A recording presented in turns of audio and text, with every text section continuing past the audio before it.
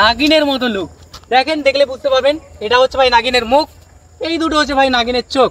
দেখে বুঝতে পারছেন নাগিন থেকে কিছুতেই কম না। আরে ভাই অ্যাকচুয়ালি নাগিন, কারণ ছেলেদের জান নেওয়ার জন্য এই ভাই যথেষ্ট।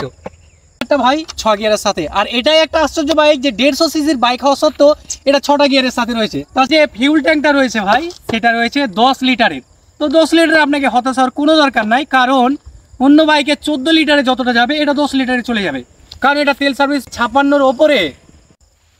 Hi everyone, welcome back to my another blog. আমি মোশাররফ এবং আপনারা দেখছেন এমটিআর মোটো ব্লগ। নতুন ভিডিওতে আপনাদেরকে স্বাগতম। এবং আজকে আমার কাছে কি কি বাইক রয়েছে ভাই দেখেন।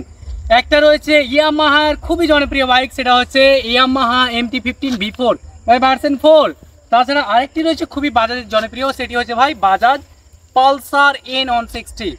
তো আমি আজকে এই গাড়িটির ব্যাপারে কথা বলবো তো এই গাড়িটির ব্যাপারে বলি এবং গাড়িটি আপনাদেরকে রাইড করে দেখাবো। তো এর সামনে থেকে বলি, তো সামনে ভাই কিলার লুক একটা, যেটা মানুষের মতো ভাই বা অ্যাকচুয়ালি নাগিনের মতো লুক দেখেন, দেখলে বুঝতে পারবেন এটা হচ্ছে ভাই নাগিনের মুখ, এই দুটো হচ্ছে ভাই নাগিনের চোখ। দেখে বুঝতে পারছেন নাগিন থেকে কিছুতেই কম না। আরে ভাই অ্যাকচুয়ালি নাগিন, কারণ ছেলেদের জান নেওয়ার জন্য এই ভাই যথেষ্ট।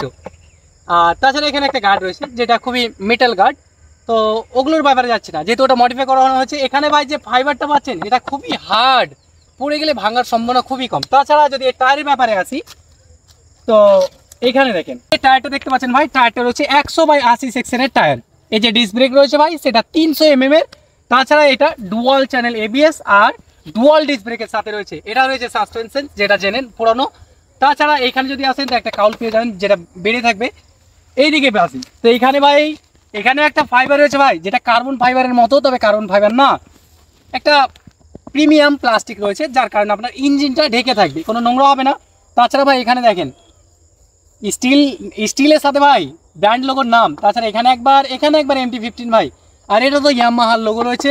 তাছাড়া এর যে ইঞ্জিন ভাই, ইঞ্জিনের ব্যাপারে বলি তো এটা 155 সিসির ইঞ্জিন, তারপরে ভাই 200 সিসিদের ফেটে যায়। এই বাইকটা 150 সিসি হওয়া সত্ত্বেও 200 সিসি বানাতে ফেটে যায়, তো সেদিকে কিছু বলছি না আমি।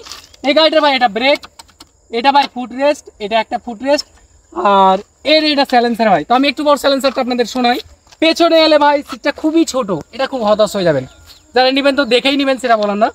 এখানে একটা গার্ড রয়েছে বাইকে ঘোরানোর জন্য। পেছনে দেখতে পাচ্ছেন যেটা হচ্ছে ভাই টায়ার 130/70 সেকশনের টায়ার রয়েছে, আর এই যে ব্রেকটা রয়েছে সেটা ভাই 230 mm এর।